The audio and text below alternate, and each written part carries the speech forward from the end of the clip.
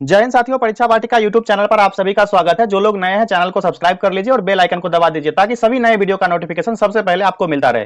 सभी लोग फटाफट लाइक करके इस सेशन को किसी न किसी व्हाट्सएप ग्रुप या टेलीग्राम चैनल पर शेयर कर दे।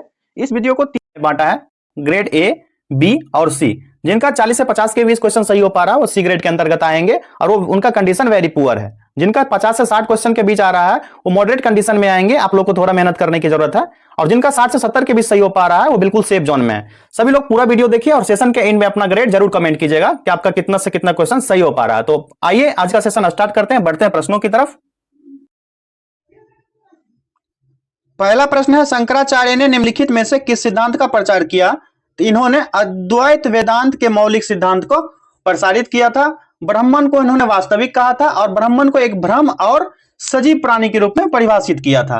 वे अद्वैत वेदांत के विकास, पुनरुत्थान और प्रचार करने के लिए 4 मठों की स्थापना भी किया गया था इनके द्वारा। नेक्स्ट क्वेश्चन देखते हैं, एलोरा का प्रसिद्ध कैलाश मंदिर किसके द्वारा बनवाया गया? यह बनवाया गया था कृष्ण प्रथम के द्वारा। कन्नड़ शिलालेखों में उल्लेखित लेख के अनुसार एलोरा जो कैलाश मंदिर का निर्माण हुआ था, महाराष्ट्र में है यह, 8वीं शताब्दी में। कब? 8वीं शताब्दी में राष्ट्रकूट शासक कृष्ण प्रथम द्वारा किया गया था। किसके द्वारा? कृष्ण प्रथम के द्वारा कराया गया था। यह सामूहिक रूप में एलोरा गुफा के 34 मंदिर में से कितने? 34 मंदिर में से एक है। नेक्स्ट क्वेश्चन देखते हैं, 1826 में सर्वप्रथम हड़प्पा के संबंध में किसने उल्लेख किया था? यह उल्लेखित किया गया था चार्ल्स मेसन के द्वारा 1826 ईस्वी में। और 1829 ईस्वी में 1829 में पंजाब रियासत का दौरा हड़प्पा स्थल पर किया गया था उनके द्वारा। और 1842 में बलूचिस्तान, अफगानिस्तान और पंजाब के विभिन्न यात्राओं का वर्णन पुस्तक में उन्होंने दिया था। हड़प्पा स्थल की खोज किसके द्वारा किया गया था? डी.आर. सानी के द्वारा किया गया था। और यह हड़प्पा स्थल रावी नदी के किनारे स्थित है। कौन से? रावी नदी के किनारे। नेक्स्ट क्वेश्चन है, भारत का अंतिम मुगल सम्राट कौन था? उसका क्या नाम था? अंतिम मुगल सम्राट भारत का था बहादुर शाह द्वितीय। कब से कब तक? 1775 से 1862 तक। ठीक है। और 1857-58 के भारतीय विद्रोह में शामिल होने के कारण ब्रिटिश सरकार ने उसे यांगून, म्यांमार, जिसको रंगून उस समय था, रंगून बर्मा कहलाता था, वहां निर्वासित कर दिया था। और 1862 ईस्वी में उसकी मृत्यु हो जाती है। बहादुर शाह द्वितीय की मृत्यु हो जाती है 1862 में। अगला प्रश्न है, भारत में पहली ट्रेन 1853 में बंबई से कहां तक चली थी? यह चली थी बंबई से थाने के बीच। ऑप्शन ए राइट आंसर हो जाएगा। 1853 में 21 मील तय किया था दूरी। कितना? 21 मील, 33.81 किलोमीटर की दूरी तय किया था। इसमें साहिब, सिंध, सुल्तान 3 इंजन थे। और भारतवर्ष में 2013 में अपनी पहली यात्रा गाड़ी की 160वीं जयंती मनाई थी। ठीक है। नेक्स्ट क्वेश्चन है, दिल्ली के नजदीक किस ऐतिहासिक साइट पर 8 जून 1857 को भारतीय सिपाहियों को हार मिली थी? 8 जून को। यह बदली की सराय में 8 जून 1857 को ब्रिटिश सैनिकों ने बदली की सराय में विद्रोहियों की सेना को पराजित करके पूरे दिल्ली शहर पर नजर रखने के लिए प्रसिद्ध पर्वत कटक, जिसको रिज कहा जाता है, कटक पर मोर्चा संभाल लिया था। और ब्रिटिश कमांडर जॉन निकोलसन की सहायता से अधिक ब्रिटिश कुमकों के पहुंच जाने से विद्रोहों को पराजय का मुंह देखना पड़ा था। नेक्स्ट क्वेश्चन देखते हैं, ईस्ट इंडिया कंपनी की स्थापना कब की गई थी? इसकी स्थापना हुई थी 1600 ईस्वी में।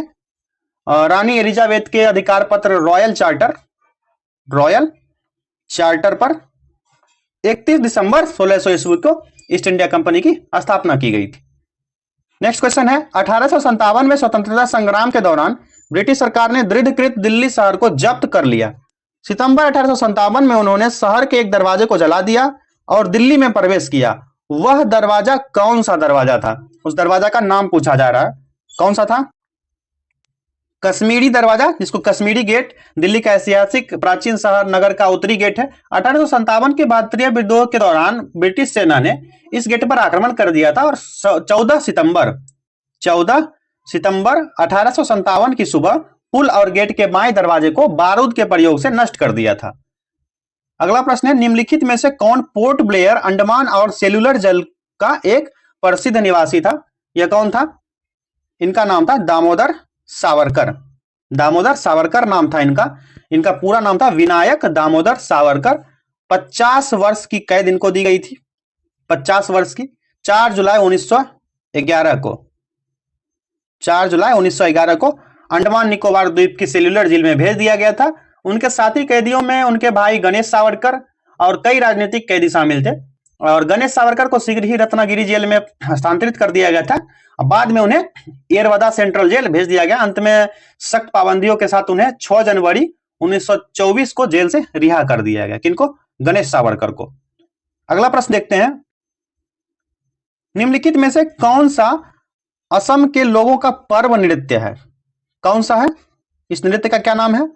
तो इसका नाम है बिहू। बिहू नृत्य असम में मकर संक्रांति को बिहू के नाम से भी मनाया जाता है और इस दिन असम के सभी किसान अपने खेतों की पूजा करते हैं। इस दिन असम में कई सांस्कृतिक आयोजन भी किए जाते हैं और विशेष रूप से बिहू नृत्य किया जाता है और इस नृत्य में पुरुष और महिलाएं दोनों भाग लेती है, मेल एंड फीमेल दोनों भाग लेते हैं, पार्टिसिपेशन करते हैं इसमें। द स्पिरिट ऑफ लॉज किसके द्वारा लिखी गई? यह पुस्तक है, किसके द्वारा लिखी गई? इसके लेखक थे मोंटेस्क्यू। कौन? मोंटेस्क्यू के द्वारा लिखा गया। जोसेफ स्टालिन किस देश में अग्रणी साम्यवादी नेता थे? यह थे सोवियत संघ। सोवियत संघ के नेता थे यह। 1991 में शीत युद्ध की समाप्ति के पश्चात सोवियत संघ रूस का विखंडन हो गया था, जिसमें 11 नया देश बना था। कितना? 11। निम्नलिखित में से भारत के किस राष्ट्रपति की मृत्यु कार्यालय में हुई थी? कौन से राष्ट्रपति थे भारत के? यह इनका नाम था doctor Zakir Hussain. Option 4 right answer हो जाएगा, डॉक्टर जाकिर हुसैन, जो 13 मई 1967 से 3 मई 1969 तक राष्ट्रपति रहे थे। इनका कार्यकाल रहा था और उनकी मृत्यु राष्ट्रपति कार्यालय में हो गई। भारतीय संविधान का कौन सा अनुच्छेद जम्मू और कश्मीर राज्य के लिए विशेष दर्जा देता है? अनुच्छेद 370, जिसको धारा 370 के नाम से फेमस है। इसके तहत जम्मू कश्मीर राज्य को विशेष स्वायत्तता दी गई है। इस अनुच्छेद के प्रावधानों के अनुसार भारतीय संसद को जम्मू कश्मीर के संबंध में रक्षा, विदेश मामला और संचार के विषयों में कानून बनाने का अधिकार है, लेकिन किसी अन्य विषय से संबंधित कानून को लागू करवाने के लिए केंद्र को राज्य सरकार अनुमोदन प्राप्त करना होगा। 31 अक्टूबर 2019 को जम्मू कश्मीर में धारा 370 जो अनुच्छेद 370 उसको समाप्त कर 2 संघ शासित प्रदेश जम्मू कश्मीर और लद्दाख के रूप में विभाजन कर दिया गया। जम्मू कश्मीर का राजधानी श्रीनगर बनाया गया, लद्दाख की राजधानी लेह बना दिया गया। अगला प्रश्न देखते हैं, किस पंचवर्षीय योजना के दौरान आपातकाल लागू कर दिया गया था? नए चुनाव हुए थे और जनता पार्टी को निर्वाचित किया गया था। किस चुनाव काल के दौरान? कौन सा आपातकाल का समय था यह? देखते हैं। 5वां था 26 जून 1975 से कब? 26 जून 1975 से 21 मार्च 1977 तक 21 महीने की अवधि में भारत में आपातकाल घोषित था। तत्कालीन राष्ट्रपति फखरुद्दीन अली अहमद ने तत्कालीन भारतीय प्रधानमंत्री श्रीमती इंदिरा गांधी के कहने पर भारतीय संविधान की धारा 352 धारा आपातकाल की घोषणा कर दी गई और फरवरी 1977 में आम चुनाव हुआ था। उसमें जनता पार्टी विजयी रही और इस अवधि में भारत में 5वीं योजना 1974 से 1979 तक लागू किया गया था। पंचवर्षीय योजना की बात है। नेक्स्ट क्वेश्चन है, भारतीय संविधान है, भारतीय संविधान क्या है? तो यह आंशिक रूप से कठोर एवं आंशिक रूप से परिवर्तनशील है, दोनों है। अगला प्रश्न है, राष्ट्रपति द्वारा 2 व्यक्तियों को लोकसभा के सदस्य के रूप में किसके प्रतिनिधित्व के लिए नामित किया जाता है? तो यह नामांकन होता है एंग्लो इंडियन के द्वारा। और भारतीय संविधान के अनुच्छेद 331 के तहत यदि राष्ट्रपति को यह महसूस होता है कि एंग्लो इंडियन समुदाय लोकसभा का पर्याप्त प्रतिनिधित्व नहीं कर रहा है, तो वह उस समुदाय को 2 सदस्यों को सदन में मनोनीत कर सकता है। वयस्क मताधिकार के आधार पर प्रत्यक्ष चुनाव के द्वारा चुने गए लोगों के प्रतिनिधियों से लोकसभा का निर्माण होता है। और 104वें संविधान संशोधन 2019 में जब हुआ था, इसमें एंग्लो इंडियन से संबंधित प्रावधान समाप्त कर दिया गया। अब राष्ट्रपति इन 2 व्यक्तियों को मनोनीत नहीं कर सकते हैं। संविधान सभा का मसौदा तैयार करने वाली समिति के अध्यक्ष कौन थे? इनका नाम था BR अम्बेडकर, भीमराव अम्बेडकर। 29 अगस्त 1947 को भारतीय संविधान का प्रारूप तैयार करने के लिए भीमराव अम्बेडकर की अध्यक्षता में एक प्रारूप समिति का गठन किया गया और 26 नवंबर 1949 ईस्वी को भारत का संविधान पारित कर दिया गया और 26 जनवरी 1950 को लागू कर दिया गया। सरकार द्वारा राज्य के नीति निदेशक सिद्धांतों का गैर परिवर्तन करने की स्थिति में भारतीय नागरिक किसकी शरण लेता है? यह शरण लेता है उच्च न्यायालय, सर्वोच्च न्यायालय भी नहीं, जिला न्यायालय भी नहीं, इनमें से कोई नहीं होगा। इसका राइट आंसर होगा इनमें से कोई नहीं। राज्य के नीति निर्देशक सिद्धांत केंद्र सरकार और राज्य सरकार को दिए गए दिशा निर्देश या सिद्धांत हैं।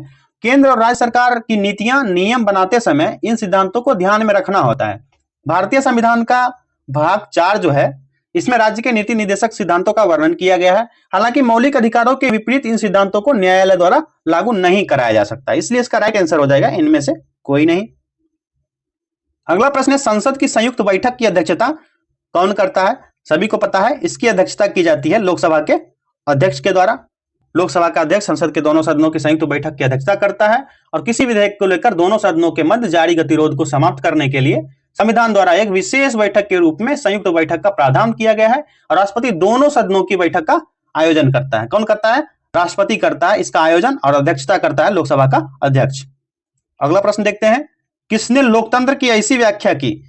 कहा था लोगों का लोगों द्वारा और लोगों के लिए शासन। यह किसके द्वारा कहा गया था? यह कहा गया था अब्राहम लिंकन के द्वारा। किसके द्वारा? अब्राहम लिंकन के द्वारा, जो अमेरिका के 16वें राष्ट्रपति थे। वह रिपब्लिकन पार्टी के प्रथम राष्ट्रपति बने थे। उन्होंने लोकतंत्र की व्याख्या करते हुए यह वर्ड कहा था कि लोगों का लोगों द्वारा लोगों के लिए शासन। नेक्स्ट क्वेश्चन देखते हैं, 1980 में किस देश ने श्वेत अल्पसंख्यक शासन से स्वतंत्रता प्राप्त की थी? यह की गई थी जिम्बाब्वे ने। किसने? जिम्बाब्वे ने किया था। 1980 में श्वेत अलगाववादी शासन से पूर्व स्वतंत्रता प्राप्त कर ली थी। मुक्ति आंदोलन का नेतृत्व Zimbabwe African national union patriot front ZA, उनका नाम था ZANUPF के द्वारा नेतृत्व किया गया था और 1890 से 1979 तक यह औपनिवेशिक शासन के अधीन रहा था। कब से कब तक? 1890 से 1979 तक जिम्बाब्वे अधीन रहा था। नेक्स्ट क्वेश्चन है, प्रजातंत्र के विरुद्ध कौन सा वैध तर्क नहीं है? जो प्रजातंत्र के विरुद्ध है, यह कौन सा तंत्र हो जाएगा? देख लेते हैं। यह अस्थिरता की ओर ले जाता है, यह भ्रष्टाचार की ओर ले जाता है, बिल्कुल भी नहीं। इससे देरी होती है, बिल्कुल भी नहीं। उपरयुक्त में से कोई नहीं, क्योंकि ये सब सही नहीं हो पाया आंसर, इसलिए इसका राइट आंसर हो जाएगा उपरयुक्त में से कोई नहीं। लोकतंत्र सरकार का एक रूप है जिसमें शासक द्वारा लोग चुने जाते हैं और लोकतंत्र में नेता बदलते रहते हैं, उससे अस्थिरता आती रहती है। लोकतंत्र में कई लोगों को सलाह लेनी पड़ती है जिससे देरी होती है और लोकतंत्र भ्रष्टाचार को जन्म देता है क्योंकि यह चुनावी प्रतिस्पर्धा पर आधारित है। अगला प्रश्न देखते हैं, कौन सा देश सार्वभौमिक वयस्क मताधिकार का अनुसरण नहीं करता है? नहीं पूछ रहा है, ध्यान रखिएगा, इसी फेर में आप लोग कई क्वेश्चन गलत कर आते हैं। नहीं पूछ रहा है तो यह है राइट आंसर हो जाएगा। एस्टोनिया नहीं होगा, फिजी भी नहीं, सऊदी अरब भी नहीं, कोई नहीं होगा। यूनिवर्सल एडल्ट फ्रेंचाइज का तात्पर्य यह है, मतलब सार्वभौमिक वयस्क मताधिकार का तात्पर्य यह है कि 18 वर्ष और उससे अधिक आयु कि वे सभी नागरिक, चाहे उसकी जाति, शिक्षा, धर्म, नस्ल, रंग, आर्थिक स्थिति कुछ भी हो, कुछ भी भिन्न हो, वोट देने के लिए स्वतंत्र है। 2015 तक सऊदी अरब की बात करें तो 2015 तक सऊदी अरब में महिलाओं को वोट देने का अधिकार नहीं था। उसके बाद कानून बना, अधिकार मिल गया। एस्टोनिया ने अपने नागरिकता नियम इस प्रकार बनाए हैं कि रूसी अल्पसंख्यक वर्ग के लोगों को वोट देने का अधिकार मिलना मुश्किल हो जाता है। यह एस्टोनिया की बात है।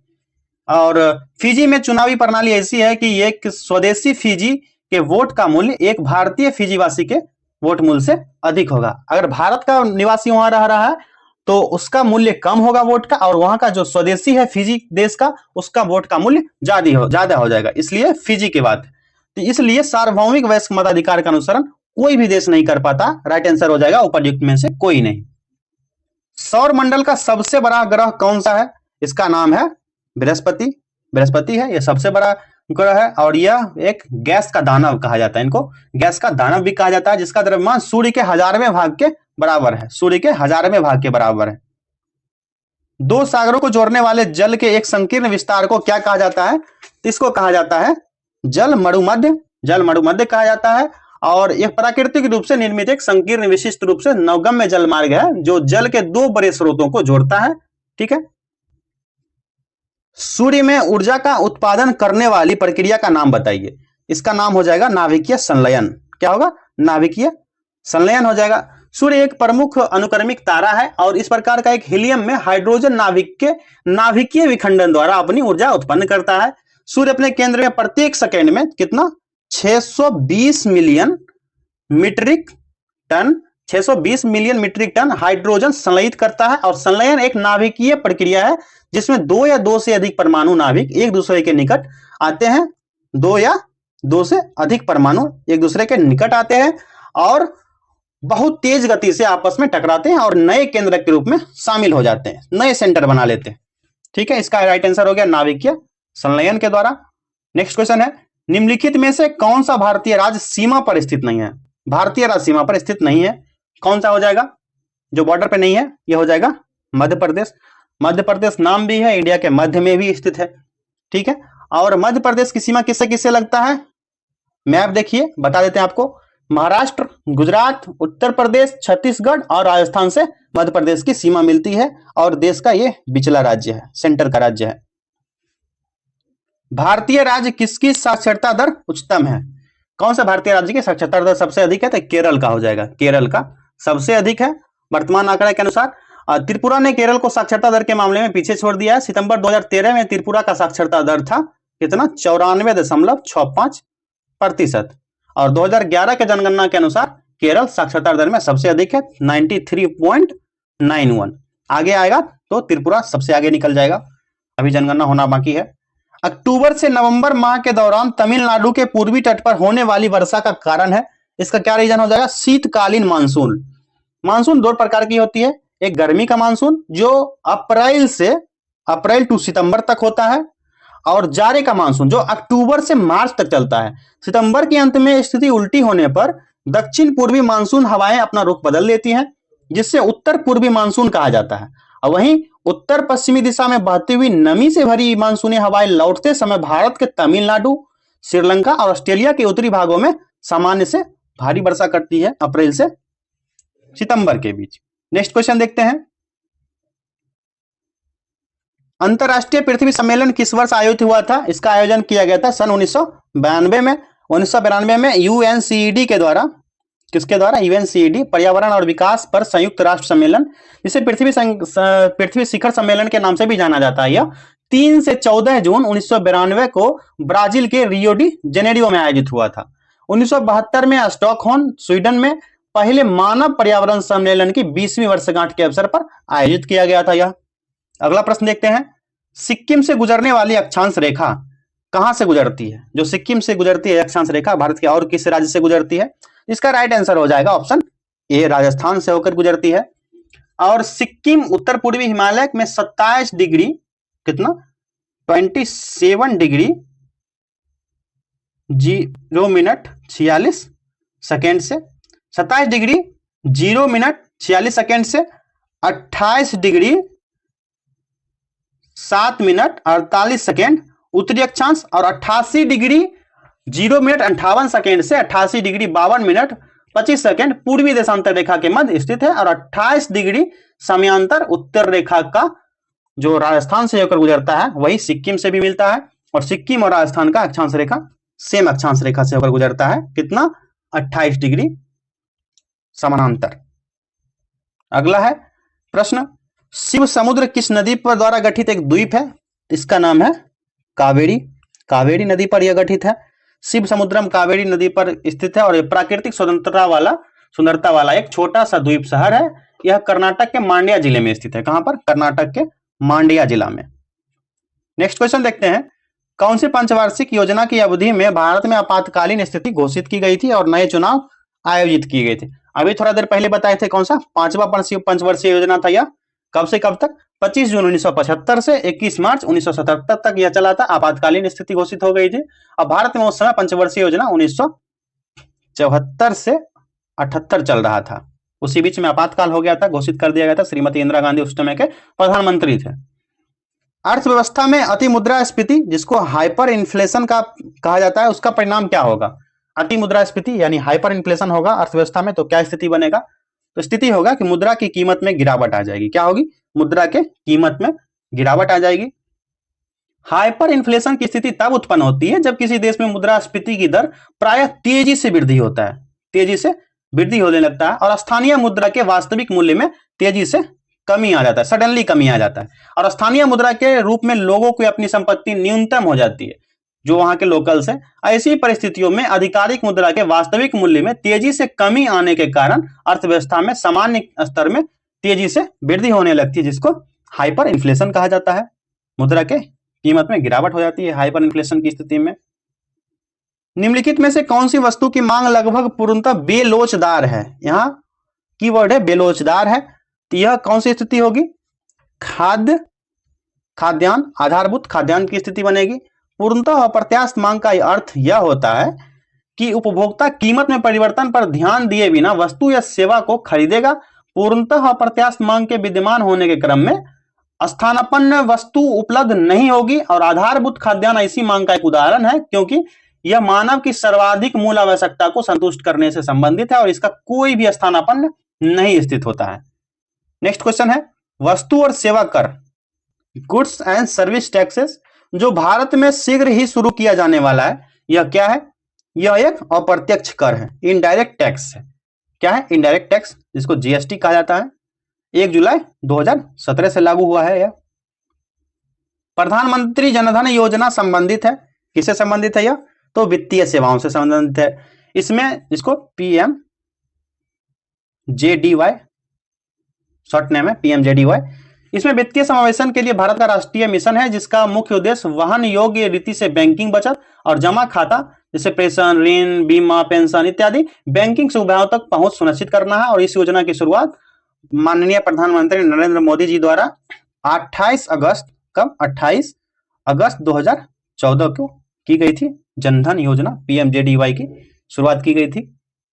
अगले प्रश्न की तरफ बढ़ते हैं। भारतीय जनसंख्या का बड़ा हिस्सा कार्यरत है। कहां पर कार्यरत है यह हिस्सा? कृषि में। कहां पर? कृषि में। कितना परसेंट है? 60 से 70%। भारतीय अर्थव्यवस्था में कौन सा क्षेत्र बचत में सबसे अधिक योगदान देता है? यह क्षेत्र है डोमेस्टिक, घरेलू क्षेत्र है। 2015-16 में वर्तमान बाजार मूल्य पर इसका योगदान जीडीपी का 19.2% था। कितना था? 19.2%। उसके बाद दूसरा था निजी कंपनी, जिसका था 11.9%। नेक्स्ट क्वेश्चन देखते हैं। भारत में वित्तीय नीति बनाने के लिए मुख्यतः कौन सी एजेंसी जिम्मेवार है? इस एजेंसी का नाम है वित्त मंत्रालय। कौन सा? वित्त मंत्रालय। और वित्तीय नीति का वह साधन है जिसके अंतर्गत सरकार देश की अर्थव्यवस्था की निगरानी करने और प्रभावित करने हेतु अपने व्यय स्तर और कर दर को समायोजित करती है। इसे केंद्रीय वित्त मंत्रालय द्वारा प्रतिपादित किया जाता है। वित्तीय मौद्रिक नीति जो होता है यह सिस्टर स्ट्रेटेजी है। क्या है? सिस्टर स्ट्रेटेजी है। और इसके द्वारा भारतीय रिजर्व बैंक देश की मुद्रा आपूर्ति को प्रभावित करता है सिस्टर स्ट्रेटेजी के द्वारा। भारत सरकार द्वारा हाल ही में बनाए गए मुद्रा बैंक का मुख्य कार्य क्या है? इसका मुख्य कार्य है सूक्ष्म उद्योगों को पुनर्वित्त उपलब्ध कराना। लघु इकाई विकास और पुनर्वित्त एजेंसी या मुद्रा बैंक जो होता है भारत में सार्वजनिक क्षेत्र का एक वित्तीय संस्थान है, जो लघु वित्त संस्थानों और गैर बैंकिंग वित्तीय संस्थानों को कम दरों पर ऋण प्रदान करता है, जो बाद में लघु, छोटे और मध्यम उद्यमियों जिसको MSMEs को ऋण प्रदान करता है। और इसकी योजना की शुरुआत 8 अप्रैल 2015 को की गई थी। कब? 8 अप्रैल 2015 को इसकी शुरुआत की गई थी। नेक्स्ट क्वेश्चन देखते हैं। नीचे भारतीय अर्थव्यवस्था से संबंधित विभिन्न पहलुओं से संबंधित दरें लक्ष्य किए गए हैं। इनमें से कौन से भारतीय रिजर्व द्वारा तय नहीं किए जाते हैं? देख लेते हैं कौन कौन से हैं। रेपो दर, रिवर्स रेपो दर, वित्तीय घाटा लक्ष्य, LSR, CRR, कौन सा रिजर्व बैंक के द्वारा नहीं किया जाएगा? तो यह किया जाएगा CRR। क्या इसका होता है full form? Current reserve ratio, CRR। और भारतीय रिजर्व बैंक जो होता है, भारतीय रिजर्व बैंक, इसमें और भी होगा। कौन सा क्वेश्चन है? 43। इसका कूट भी दिया गया है, कूट के अकॉर्डिंग हमको सही करना है। आयकर की दर और वित्तीय घाटा लक्ष्य ये रिजर्व बैंक के द्वारा नहीं किया जाता है। तो राइट आंसर हो जाएगा ऑप्शन 4, 2 और 5। जब दो समानांतर शीशों के सामने एक वस्तु रखी जाती है तो उसके कितने प्रतिबिंब उत्पन्न होते हैं? ये हो जाएंगे कितने? अनंत प्रतिबिंब। कितने? अनंत। 360 डिग्री का कोण होता है, ठीक है, इस समय बनता है। पानी का क्वथनांक होता है, क्वथनांक पानी का कितना होगा? यह होता है 100 डिग्री सेंटीग्रेड। कितना? 100 डिग्री सेंटीग्रेड। मृग तृष्ण क्या है? मृग तृष्ण के बारे में पूछा रहा, यह क्या है? तो मृग तृष्ण एक प्राकृतिक और दृष्टिगत अपघटना है। क्या है? यह एक अपघटना है। यह एक दृष्टि का भ्रम होता है। क्या होता है? दृष्टि भ्रम होता है। जिसमें प्रकाश किरणें दूर की वस्तुओं या आकाशीय वस्तुओं के चित्रों को विस्थापित करने के लिए झुकी हुई प्रतीत होती है। और प्रत्यक्ष ज्ञान की तुलना में मृग तृष्णा दृष्टिगत भ्रम नहीं है, यह वायुमंडलीय दृष्टि से वास्तविक अद्भुत घटनाएं हैं जो खरी ढाल वाली उष्मीय अनुपातों के साथ परतों पर पड़ने वाली तीव्र गति से झुकने वाली किरणों के कारण उत्पन्न होती है, लेकिन भौतिक परिघटना होने के कारण इसे छायांकित किया जाता है। किनको? मृग तृष्णा को। नेक्स्ट क्वेश्चन की तरफ बढ़ते हैं। एक लोहे का जहाज पानी में तैरता है पर एक लोहे की गेंद पानी में डूब जाती है। यह उदाहरण किसका है? कौन से सिद्धांत का उदाहरण है? तो यह उदाहरण है आर्कमिडीज के नियम का। आर्कमिडीज का नियम जो है यह क्या कहता है कि लोहे का जहाज पानी पर तैरता है, ठीक है, यदि वस्तु द्वारा विस्थापित पानी का भार इसके भार के समान है, यानी विस्थापित पानी का भार है और जहाज का भार दोनों समान है, तो पानी पर वस्तु तैरता है। चूंकि जहाज का औसत घनत्व जल के घनत्व की तुलना में कम होता है, जल का अधिक हो गया और जहाज का औसत घनत्व कम हो गया है, और इसलिए जहाज का जलमग्न भाग अपने भार के समान पानी को विस्थापित कर देता है, इसलिए जहाज पानी में तैरते रहता है। जबकि इसके विपरीत लोहे की गेंद ठोस होती है और इसका घनत्व पानी के घनत्व की तुलना में अधिक हो जाता है। मान लीजिए इतना सरफेस पानी का है, इतना सरफेस गेंद का है, गेंद का भार अधिक हो गया और पानी का भार जो हो गया कम हो गया, तो यह डूब जाएगा। इसके विपरीत होता है, पानी का भार अधिक हो गया और जहाज का घनत्व कम हो गया, पानी का ज्यादा हो गया तो जहाज तैरते रहता है, स्पेस ज्यादा होता है। नेक्स्ट क्वेश्चन देखते हैं। किस उपकरण में विद्युत चुंबकीय अधिष्ठापन का नियम प्रयोग नहीं होता है? यह उपयोग किया जाता है विद्युत ओवन में। जब किसी कुंडली तथा चुंबक के बीच सापेक्षिक गति होती है, जिसको वैद्युत वाहक बल EMF कहा जाता है, उत्पन्न होता है, तो इससे प्रेरित वैद्युत वाहक बल, जिसको इंड्यूस्ड EMF कहते हैं, इस घटना में वैद्युत चुंबकीय प्रेरण, जिसको इलेक्ट्रोमैग्नेटिक इंडक्शन, विद्युत चुंबकत्व कई क्रियाशील उपकरणों जैसे जनरेटर हो गया, इलेक्ट्रिक मोटर हो गया, बिजली के पंखा हो गए और चौक कॉइल हो गया, रसोई घर में उपलब्ध जो गैस चूल्हा यूज किया जाता है वो हो गया, प्रेरक कुकर हो गया, इलेक्ट्रिक मिक्सर हो गया, मिक्सर ग्राइंडर जिसमें मसाला पीसते हैं, ब्रेड टोस्टर्स हो गया, इसके मूल सिद्धांत के रूप में यह कार्य करता है विद्युत ओवन। नेक्स्ट क्वेश्चन देखते हैं। समान भार वाले दो पत्थर एक इमारत की छत से फेंके जाते हैं, जैसा कि चित्र में दिखाया गया। चित्र देख लेते हैं। दो वस्तु हैं, दोनों को फेंका गया है सेम छत से, एक को डायरेक्ट नीचे गिराया गया है, एक को ऊपर उछाल के गिराया गया। क्वेश्चन क्या कह रहा है? एक की क्षैतिज गति अधिक होगी, यहां पर ऑप्शंस दिए गए। ऐसी स्थिति में क्या होगा? इसका परिकल्पना क्या करने बोला जा रहा है। ऐसी स्थिति में क्या होगा कि ए और बी की गतिज ऊर्जा समान होगी। गतिज ऊर्जा तो समान हो गई। यदि फेंके गए दोनों पत्थरों का वेग समान है तो दोनों गेंदें समान वेग के साथ भूमि को स्पर्श करेगी। प्रश्न जो दिया गया उसके अनुसार दोनों पत्थर का द्रव्यमान सेम होगा। क्या होगा? सेम होगा। और अतः जब वे भूमि को स्पर्श करेंगे तो उनकी क्षैतिज ऊर्जा भी समान होगी। चूंकि गतिज ऊर्जा फॉर्मूला क्या होता है? 1/2 mv², जहां पर m द्रव्यमान और v वेग है। नेक्स्ट क्वेश्चन देखते हैं। सोडा जल डैश प्रकार के विलयन का एक उदाहरण है। कौन से प्रकार का? यह द्रव में गैस का उदाहरण है, सोडा जल। अगले प्रश्न की तरफ बढ़ते हैं। निम्नलिखित में से कौन सा लवण जल में स्थायी कठोरता के लिए उत्तरदायी है? ये कौन सा लवण है? तो यह है कैल्शियम सल्फेट। कौन सा है? कैल्शियम सल्फेट है। यह जल की स्थायी कठोरता अत्यंत घुलनशील मैग्नीशियम सल्फेट, जिसको भूमिगत लवणीय जल कहा जाता है, और कम घुलनशील कैल्शियम सल्फेट जो होता है, जिसको जिप्सम भंडार से निकलता है, उसके कारण होता है। अस्थायी कठोरता के विपरीत इस कठोरता को जल के उबलने से दूर नहीं किया जा सकता है, क्योंकि अस्थायी कठोरता को सोडियम कार्बोनेट, जिसको वाशिंग सोडा कहा जाता है, क्या वाशिंग सोडा कहा जाता है, उसमें मिलाकर एक आयन एक्सचेंज कॉलम के द्वारा प्रवाहित कर हटाया जा सकता है। साधारण नमक का रासायनिक सूत्र क्या है? सिंपल साल्ट का रासायनिक केमिकल फॉर्मूला पूछा जा रहा है, NaCl। क्या हो जाएगा? Sodium chloride. नेक्स्ट क्वेश्चन देखते हैं। निम्न में से गैस की जोड़ी जिसका मिश्रित होना खाद्यान्नों में ज्यादातर विस्फोट होने का कारण है, कौन सी जोड़ी है यह? तो यह है मीथेन और हवा का। किसका? मीथेन और हवा का। पीलिया इस अवयव के रोग का लक्षण है। कौन से अवयव का? तो यकृत का। पीलिया यकृत से जुड़ा एक रोग होता है, जिसको हेपेटाइटिस से संबंधित होता है, और पीलिया में आंखें और त्वचा पीली हो जाती है। कौन सा? येलो हो जाती है आंख और त्वचा दोनों। रिकेट्स बीमारी किसके अभाव के कारण होता है? सभी को पता है, विटामिन डी के कारण रिकेट्स होता है। और जिस कारण बच्चों की हड्डियां होती है मुलायम और कमजोर हो जाती है, और विटामिन डी पेट और आंतों से कैल्शियम और फास्फोरस को अवशोषित करने में सहायता प्रदान करते हैं, और विटामिन डी की कमी से हड्डियों में कैल्शियम और फास्फोरस की उचित मात्रा बनाए रखने में कठिनाई उत्पन्न किया जा सकता है। नेक्स्ट क्वेश्चन देखते हैं। प्रकाश संश्लेषण किसका मुख्य कार्य है? पत्तियों का। किसका? पत्तियों का मुख्य कार्य है। इजी क्वेश्चन आ रहा है। कौन सा एक प्राकृतिक रेशा नहीं है? कौन सा हो जाएगा? तो नाइलॉन। नाइलॉन जो कपड़ा का एक प्रकार है, सूती कपड़ा का उत्तम रूप है, और रेशम जो जूट का एक प्राकृतिक रेशा है, जबकि नाइलॉन एक संश्लेषित रेशा है। क्या है? संश्लेषित रेशा है, जिसको अप्राकृतिक रेशा का उदाहरण। राइट आंसर हो जाएगा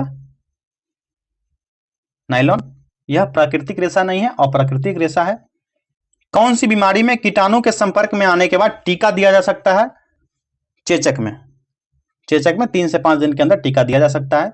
निम्नलिखित में से कौन सी ऑटोमोबाइल गैस एक वायु प्रदूषक नहीं मानी जाती है? इसका नाम है कार्बन डाइऑक्साइड। एंटीबॉडी जो हमारे शरीर को संक्रमणों से बचाते हैं, वे किस प्रकार के यौगिक हैं? तो एक प्रोटीन है। क्या हो जाएंगे? प्रोटीन है। और प्रतिपिंड जिसको एंटीबॉडीज कहा जाता है, इसे इम्यूनोग्लोबिन्स भी कहा जाता है। क्या? इम्यूनोग्लोबुलिन्स कहा जाता है। और वाय आकार के बड़े प्रोटीन होते हैं, जिसमें मुख्यतः प्लाज्मा कोशिकाओं द्वारा उत्पन्न किया जाता है, और जिसका प्रयोग प्रतिरक्षी तंत्र द्वारा रोगजनक जैसे बैक्टीरिया वायरस को उदासीन करने हेतु किया जा सकता है।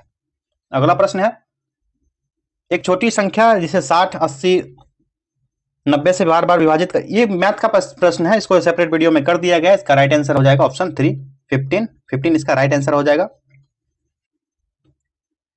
ये भी गणित का ही प्रश्न है, उस वीडियो में डाल दिया गया है। जितने भी गणित के 33 सेट टोटल है किरण के, सारे वीडियोज में उपलब्ध है गणित और रीजनिंग के प्रश्न। आप लोग देख लीजिएगा जाकर के, बार बार रिक्वेस्ट कर रहे थे पहले वीडियो में भी, इसमें भी बोल रहे हैं, आप वहां पर सेपरेट वीडियो में देख लीजिए जाकर के, सारे सॉल्व किए गए हैं अच्छे से। इसका राइट आंसर हो गया 3, 29 ईयर। नेक्स्ट क्वेश्चन है, एक संख्या 10% घटाने पर 30 देती है, तो संख्या कौन सी हो जाएगी? संख्या हो जाएगी 33 × 1/3। ऑप्शन 2 राइट आंसर हो गया। मैथ का क्वेश्चन है, क्वेश्चन नंबर 64। देखिए इसका राइट आंसर हो जाएगा ऑप्शन 3, 25। फिर से मैथ का क्वेश्चन है 65, इसका राइट आंसर हो जाएगा 8% per year. Again math question, right answer हो जाएगा 6/5 घंटा, 6/5 आवर्स। भुजंग शब्द का अर्थ क्या हो जाएगा? इसका अर्थ हो जाएगा सांप। नेक्स्ट क्वेश्चन है, जिसके हृदय में ममता ना हो उसे क्या कहते हैं? क्या कहा जाएगा उसको? निर्मम। 2 हिंदी के और 2 इंग्लिश के प्रश्न पूछे जाते हैं, दोनों हिंदी के प्रश्न हो गए, अब 2 इंग्लिश के प्रश्न हैं। Select the option that express the given sentence in passive voice. Sentence है, water the plants regularly tested their life. Water the plants regularly lest their diet. इसका राइट आंसर हो जाएगा इस क्वेश्चन का, let the plants be watered regularly let they die. Option 1 right answer हो गया। अगले प्रश्न की तरफ बढ़ते हैं। In these questions a sentence has been given in direct और indirect form. Out of the 4 alternatives suggested, select the one which best express the same sentence in indirect form. The sentence is, she said I am sorry, I didn't write. The right answer of this question is option 1. She apologized and added that she was sorry, she had not written. This is the right answer of this question. Question number 70. The next question is, निम्नलिखित में से किनका संबंध Bihar socialist party से नहीं था? यह इनका संबंध था, किन्हीं का भी संबंध सोशलिस्ट पार्टी से नहीं था। 1931 में गंगा शरण सिन्हा, राम वृक्ष बेनीपुरी, रामानंद मिश्रा, इन सब ने मिलकर बिहार में सोशलिस्ट पार्टी नामक एक संगठन स्थापित किया, और 1934 में पटना में अंजुमन इस्लामिया हॉल में बिहार सोशलिस्ट पार्टी की औपचारिक स्थापना की गई थी। इसके अध्यक्ष आचार्य नरेंद्र देव और सचिव जयप्रकाश नारायण थे। अगले प्रश्न की ओर बढ़ते हैं। उदयपुर अभयारण्य बिहार के किस जिले में स्थित है? उदयपुर अभयारण्य यह है पश्चिम चंपारण में, वेस्ट चंपारण में स्थित है और बेतिया शहर के समीप लगभग 10 वर्ग किलोमीटर में फैला है यह अभयारण्य उदयपुर। आर्कियन क्रम की आधारभूत चट्टानें बिहार के किस जिले में अवस्थित नहीं है? देखिए, जितने भी चट्टानों से संबंधित प्रश्न है, एक सेपरेट वीडियो बनाया चट्टानों के क्रम के बारे में, और कब कब मानव आए, कब चट्टान का निर्माण हुआ, कब अग्नि आई धरती पर, अच्छे डिटेल्स में बताया गया है। सब अच्छे से बताया गया है। आप लोग वहां पर देख लीजिएगा उस वीडियो को जाकर के, ज्यादा समझ आएगा। एक क्वेश्चन बनते ही हैं ज्योग्राफी के इस पार्ट से। इसका राइट आंसर हो जाएगा कैमूर में आर्कियन क्रम के आधारभूत चट्टानें अवस्थित नहीं है। बिहार में प्रेतशिला, रामशिला या जेठियन की पहाड़ियां किस जिले में स्थित है? तो यह स्थित है गया में। कहां पर? गया में। 33,670 वर्ग किलोमीटर में फैला यह क्षेत्र और मैदानी भाग के कुल क्षेत्रफल का 37.15% है गया के मैदानी भाग का। नेक्स्ट क्वेश्चन है, माइक्रोसॉफ्ट वर्ड में कौन सी एक सेव डॉक्यूमेंट कमांड है? क्वेश्चन किया गया है कंप्यूटर से, 2 घंटे का कंप्यूटर से संबंधित एक वीडियो बनाया गया है, डिटेल से बताया गया कंप्यूटर के बारे में, आप वो वीडियो जरूर जाकर के देखिएगा। राइट आंसर हो जाएगा Ctrl+S, सेव करने के लिए डॉक्यूमेंट्स है। Ctrl+Z से अंडो होता है, कोई भी चीज डिलीट की है उसको फिर से लाने के लिए, ठीक है। Ctrl+A से ऑल सेलेक्ट हो जाएगा। प्रयोक्ता के नामों को बुलाने के लिए ट्विटर में कौन सा संकेत इस्तेमाल किया जाता है? इसमें इस्तेमाल होता है, इसका राइट आंसर हो जाएगा ऑप्शन 4 @ क्या @ का यूज किया जाता है। स्मार्टफोन में सामान्यतः प्रयोग किए जाने वाला ऑपरेटिंग सिस्टम कौन सा है? सभी को पता है स्मार्टफोन में एंड्रॉइड को यूज किया जाता है, एंड्रॉइड फोन भी कहते हैं, एंड्रॉइड ऑपरेटिंग सिस्टम पर कार्य करता है। नेक्स्ट क्वेश्चन है, भारत के किस अनुसंधान केंद्र ने भारत में पहली अंतर महाद्वीपीय बैलिस्टिक मिसाइल विकसित की है? किसके द्वारा की गई है? यह किया गया DRDO के द्वारा अग्नि 5 मिसाइल। कौन सा? अग्नि 5 मिसाइल का एक परीक्षण किया गया। इसकी रेंज 5500 से 5800 किलोमीटर है अग्नि 5 मिसाइल का। अग्नि मिसाइल के बारे में पढ़ लीजिएगा और शॉर्ट्स वीडियो में डाला गया है इस चैनल पर सभी मिसाइल्स के, भारत के 10 सबसे बेहतरीन मिसाइल के बारे में डाला गया है, ठीक है। उसमें अच्छे से जानकारी बताया गया कौन से मिसाइल कितनी मारक क्षमता है किसकी, बहुत अच्छे से बताया गया। वो शॉर्ट्स वीडियो है, आप लोग एक बार खोज लीजिएगा चैनल पर जाकर के देख लीजिएगा। निम्नलिखित में से कौन भारतीय सेना द्वारा विकसित रडार का नाम है? कौन सा है रडार? इसका नाम है इंद्र। कहां के पूर्व राष्ट्रपति रैमन मैग्सेसे के कार्यों को जारी रखने के लिए रैमन मैग्सेसे अवार्ड प्रदान किया जाता है? तो यह है फिलीपींस के राष्ट्रपति। डॉक्टर एस राधाकृष्णन और डॉक्टर सीवी रमन के द्वारा डैश को 1954 में भारत रत्न से पुरस्कृत किया गया था। किनको किया गया था? तो यह किया गया था चक्रवर्ती राजगोपालाचारी को। A thing of beauty is a joy for ever, यह पंक्ति किसकी है? यह पंक्ति है जॉन किट्स की। The story of my experiments with truth, यह लेख किसका है? यह MG गांधी, महात्मा गांधी का है। और महात्मा गांधी की आत्मकथा जिसमें उन्होंने बचपन से लेकर 1921 तक के अपने जीवन का वर्णन किया है। और उनकी साप्ताहिक पत्रिका नवजीवन थी, कौन सी? नवजीवन, उसमें 1925 से 29 तक प्रकाशित किया गया था। एडवेंचर ऑफ शर्लॉक होम्स किताब के लेखक कौन है? इसके लेखक हैं आर्थर कोहान डॉयल। आर्थर कोहान डॉयल थे। नेक्स्ट क्वेश्चन है, शिक्षक दिवस किस दिन मनाया जाता है? शिक्षक दिवस यह मनाया जाता है 31 मार्च को, 1962 से मनाया जा रहा है। निम्नलिखित में से किस दिन विश्व पृथ्वी दिवस मनाया जाता है? यह मनाया जाता है 22 अप्रैल को विश्व पृथ्वी दिवस के रूप में मनाया जाता है। अंतरराष्ट्रीय मजदूर संगठन का मुख्यालय कहाँ स्थित है? इसका मुख्यालय है जेनेवा में और इसकी स्थापना 11 अप्रैल 1919 को की गई। अंतरराष्ट्रीय मजदूर संगठन की स्थापना। संयुक्त राष्ट्र के कितने प्रमुख अंग हैं? पिछले वीडियो में भी ये क्वेश्चन आया था, उससे रिलेटेड ऑप्शंस में शायद आया था, तो बताया था आपको 6 हो जाएगा राइट आंसर ऑप्शन 1। WTO का पूरा नाम क्या है? WTO का फुल फॉर्म पूछा जा रहा है, जिसका फुल फॉर्म हो जाएगा वर्ल्ड ट्रेड ऑर्गेनाइजेशन, यानी वर्ल्ड ट्रेड ऑर्गेनाइजेशन का मतलब विश्व व्यापार संगठन। ऑप्शन 2 राइट आंसर हो गया। स्टोन वॉलिंग शब्द निम्नलिखित में से किस खेल से संबंधित है? क्रिकेट से संबंधित है स्टोन वॉलिंग शब्द। इसका अर्थ है कि क्रीज पर लंबे समय तक बिना रन बनाए टिकने से है। जब कोई खिलाड़ी बिना रन बनाए बहुत देर से टिका है, इसे पूरी टीम का या एक बल्लेबाज रन बनाने की अपेक्षा क्रीज पर टिके रहने का प्रयास करता है, और यह सब अमेरिकन जनरल स्टोनवॉल जैक्सन के नाम पर पड़ा था। किस भारतीय समुदाय ने भारत में पहला क्रिकेट क्लब स्थापित किया था? इसका नाम था, कौन सा समुदाय था? पारसी। 1848 ईस्वी में मुंबई के, जो उस समय बम्बई कहलाता था, पूर्वी भाग में इस पारसी समुदाय द्वारा ओरिएंटल क्रिकेट क्लब का एक आधारशिला रखा गया था। वाटर पोलो टीम में कितने खिलाड़ी होते हैं? खिलाड़ियों से संबंधित भी एक स्पेशल वीडियो है, किस खेल में कितने खिलाड़ी होते हैं और किस खेल से संबंधित कौन कौन से कीवर्ड हैं, इस पर एक सेपरेट वीडियो बनाया गया, लगभग वही 1 घंटे के आसपास का वीडियो है, वो देख लीजिएगा। इससे प्रश्न बन ही रहे हैं, आप लोग भी देख रहे हैं। इसका राइट आंसर हो जाएगा वाटर पोलो टीम में 7 खिलाड़ी होते हैं। 14 अंश रणनीति किससे संबंधित है? यह संबंधित है नक्सलवाद को संभालने से।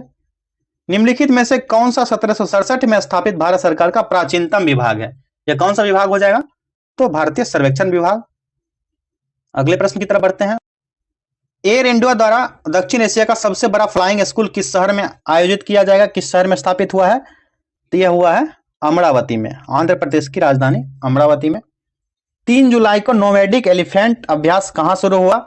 इसका शुरुआत हुआ था मेघालय में। कहां पर? मेघालय में, 3 जुलाई 2024 को। और यह भारत मंगोलिया द्वारा संयुक्त सैन्य अभ्यास का 16वां संस्करण था, भारत और मंगोलिया के बीच। ग्लोबल लिवेबिलिटी इंडेक्स, इसके अनुसार रहने के लिए दुनिया का सबसे अच्छा शहर कौन सा है? यह शहर है वियना। वियना शहर है ऑस्ट्रेलिया में, ऑस्ट्रिया की राजधानी है। कहां की? ऑस्ट्रिया की राजधानी।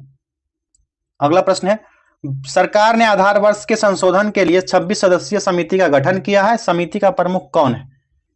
इसका प्रमुख है विश्वंत गोल्डर, MOSPI के अध्यक्ष हैं। और राष्ट्रीय खातों के लिए आधार वर्ष में संशोधन करने के लिए विश्वंत गोल्डर की अध्यक्षता में 26 सदस्यीय समिति का गठन किया गया है। ब्रिटेन की पहली महिला चांसलर ऑफ द एक्सचेंजर कौन बनी है? इनका नाम है रेचल रीव्स। रेचल रीव्स बनी है ब्रिटेन की चांसलर। और एंजेला रेनर को ब्रिटेन का उप प्रधानमंत्री नियुक्त किया है। किसको? एंजेला रेनर को। आईसीसी पुरुष T20 विश्व कप 2026 का आयोजन कहां किया जाएगा? इसका आयोजन किया जाएगा भारत और श्रीलंका कॉम्बैट रूप में किया जाएगा। और 55 मैचों वाला यह टूर्नामेंट उसी फॉर्मेट में खेला जाएगा जैसा T20 विश्व कप 2024 में खेला गया था। ठीक है। और भारत श्रीलंका सहित इसमें 12 टीम शामिल होगी, जिसमें 8 टीम अभी निर्धारित नहीं हुए हैं। उनके ग्रेडिंग के आधार पर, उनके पॉइंट्स के आधार पर 8 टीम का चयन किया जाएगा। तो इस वीडियो में टोटल 100 प्रश्न कर लिए। शुरू में आपको बोले थे कि 3 ग्रेड में बांटा गया है, ABC ग्रेड में। आपका कौन सा ग्रेड आया? आपके कितने क्वेश्चन सही हुए? आप लोग कमेंट कीजिए। बहुत बहुत धन्यवाद।